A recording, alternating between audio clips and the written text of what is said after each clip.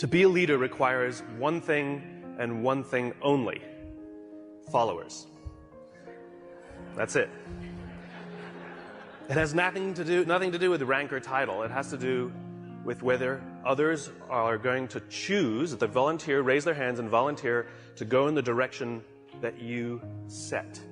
We can force people to do things, we can whip them into shape or offer them all kinds of carrots and sticks to get them to do things, but at the end of the day, a true leader is the one where others raise their hand and say, I will follow you.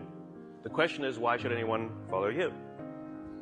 Now, the human animal is like a company. If we want to get certain behaviors out of the organization, out of people, we give them certain incentives or disincentives. We are exactly the same. If you want someone to perform, if you want them to hit a goal, we set the target, we set the goal, and we offer them some sort of bonus if they get there, and we incentivize the behavior. If we threaten someone with a punishment, we disincentivize the behavior. Wait till your father comes home. You know, anyone who's a parent with gold stars or bonuses or all kinds of things, we're used to this. This is normal. The human body works exactly the same way. If you've ever had a feeling of love, trust, joy, fulfillment, status, pride, those are all chemically produced feelings. They're chemically produced incentives trying to get us, the human body's trying to get us to do certain things to get us to cooperate. Tangible matters. We can only see the things we have words for, right? And this is why the leader must provide a clear vision. Why are we doing this? Why are we in business in the first place? What is the point of growing the company that you're growing? Everybody talks about, what's your growth? What's the point of the growth? In other words, you have a company. Why do you have that company? What is the value your company is offering to others? And what do you want your company to leave behind when you're gone? There has to be a purpose for why your company exists beyond the things you make, beyond the things you do, beyond the money you make. You had the purpose when you founded the company, otherwise you wouldn't have taken the crazy risk to start it with the overwhelming chance of failure. And people wouldn't have given you blood, sweat, and tears if they didn't believe in you, because you were the alpha, you had the vision, you had the strength, and they wanted your protection. And they joined you, and they gave you their blood, sweat, and tears because you gave them a sense of purpose and belonging and protection. You have to know why you do what you do, and this is what the leaders do. And the more they can put it into words, the clearer they can put it into the words, the more we can see it. Again, we can only see the things we have words for. And so when you can put these things into words, other people can see them. I have a dream. Martin Luther King put into words the vision, seeing, he had.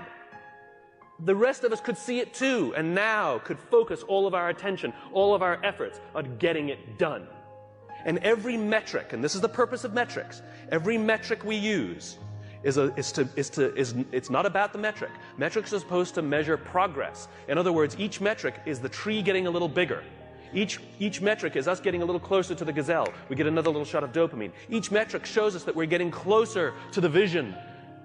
It's not just about the numbers at the end of the year. How did we do? We're up. Good. Towards what? Towards what? We don't know what we're getting closer to. And it makes work unfulfilling. Don't know what we're working towards. Dopamine.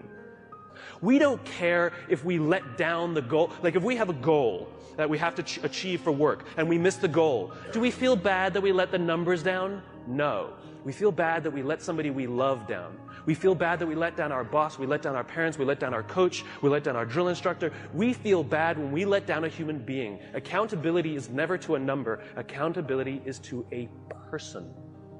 And if there is no relationship with the person who's supposed to look after us and the person we're supposed to be working for, then we don't feel accountable.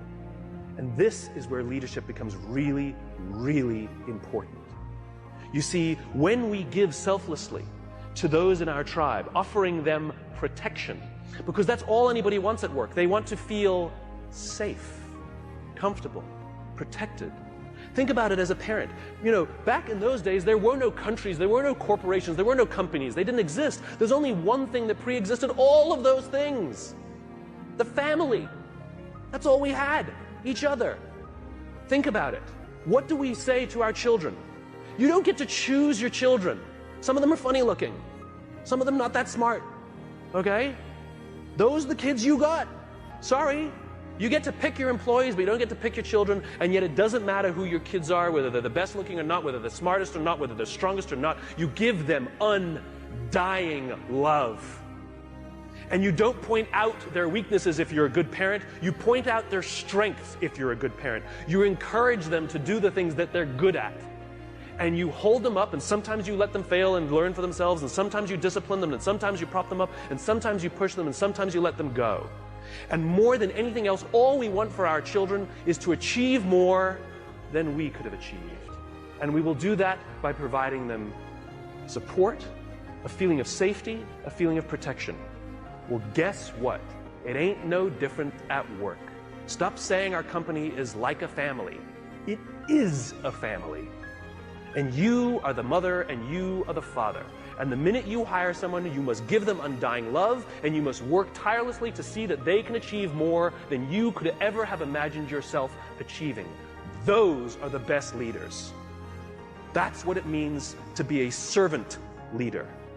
Any company, any CEO that says to me proudly, we put our customers first, I always say, then that means you put your employees at least second. We put people first. Human beings come first, not numbers. We sacrifice people to save the numbers, but we don't sacrifice the numbers to save the people. A little bit backwards. And yet when we are willing to sacrifice the numbers to save people, you watch what happens to the people. There's a guy by the name of Bob Chapman in St. Louis, Missouri, who runs a company called Barry Waymiller. It's a $1.6 billion private company with 20% year-over-year growth for the past 20 years. Warren Buffett has 6%.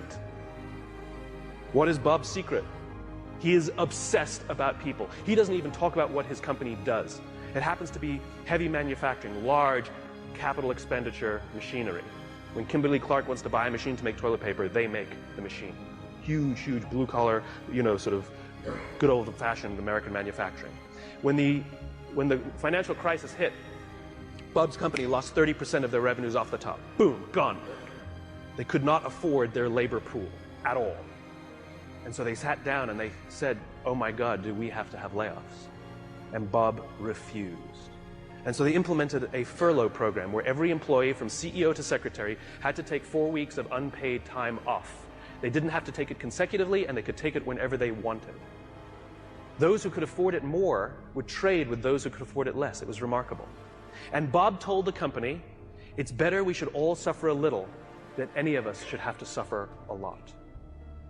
As human beings, we are biologically designed to cooperate, and we want to help each other. When you give someone the responsibility, when you put them in a position of power or authority for their responsibility, they rise up. Why? Because we all want to feel that our lives have value. We all want to feel that our lives and the work that we do is valuable to the tribe. We all want to know that our company needs us. But we don't make people feel needed, and we don't make their work feel necessary because we take all the responsibility and we don't let them have it. And when people feel fulfilled, when we make them feel necessary and they feel proud because something got done, because they were a part of it, they will give more and more and more and more.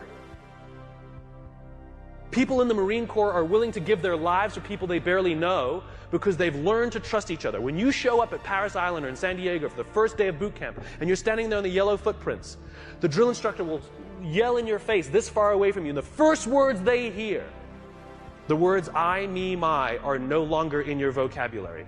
They will be replaced with we, together, and us. They are taught that success does not come by yourself. It only comes in a group. There's an old African proverb, to go fast, go alone. To go far, go together. We're all talking about how quickly we're growing our companies, but how long will your company last? 80% of the Dow Index are 35 years or younger. Sure, we build fast-growing companies, but they don't last.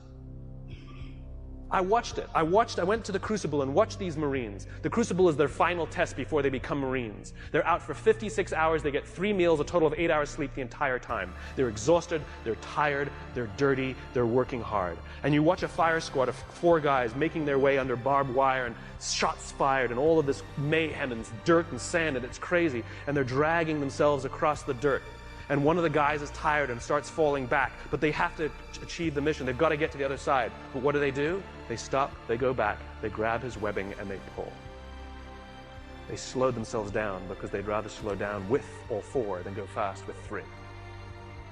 To go fast, go alone. To go far, go together. Next time somebody says, what are your goals? Stop saying to increase top-line revenues by $1 million or $10 million or whatever you want to do next year. And start saying, we're building a company that's going to last 100 years. Watch the changes that happen inside the company. Devote yourself not to firing people, but to give them an opportunity to contribute. And if they fail, help them up. And if they fail, help them up. And if they fail, help them up. And if you really think they're incompetent and you really don't believe they fit your culture, why did you hire them? Because of their resumes or because they belong?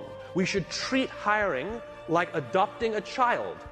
We don't adopt children by saying, well, I'd like a blonde-haired, blue-eyed kid, yay high, and I want to make sure that they've done well in preschool before I take them.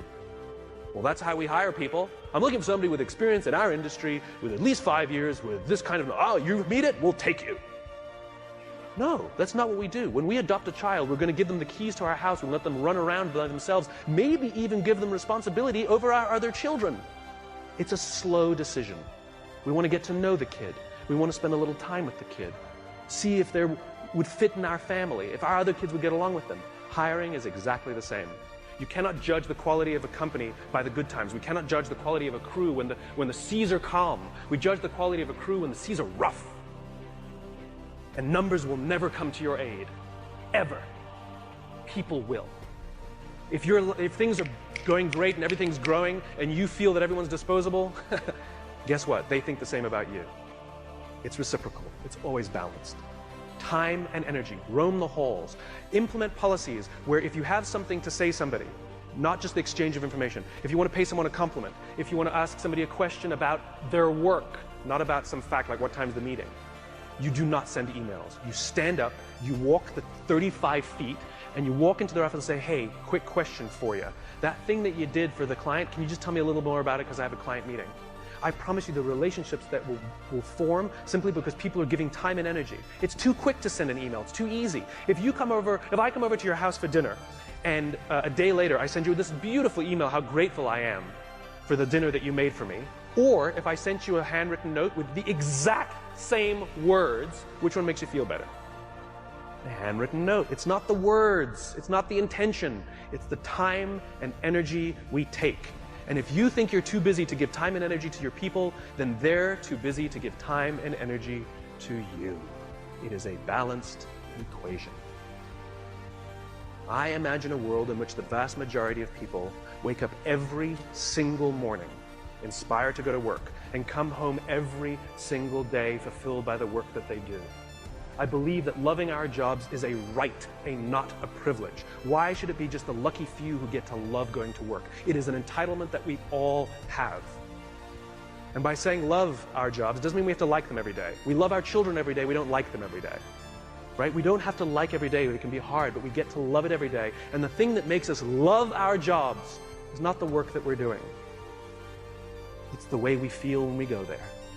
We feel safe, we feel protected, we feel that someone wants us to achieve more and is giving us the opportunity to prove to themselves and to ourselves that we can. This is the world that I imagine. This is why I do these talks, because I'm just a cog in the wheel, a cog in the machine. I'm just a small piece of the jigsaw puzzle. I come to speak to the nice people like yourselves, because you're the ones who are running companies. You're the ones who are in control of the cultures that you're building. You're the ones who determine who you hire and who you don't. Are you hiring based on skills? You're hiring based on culture.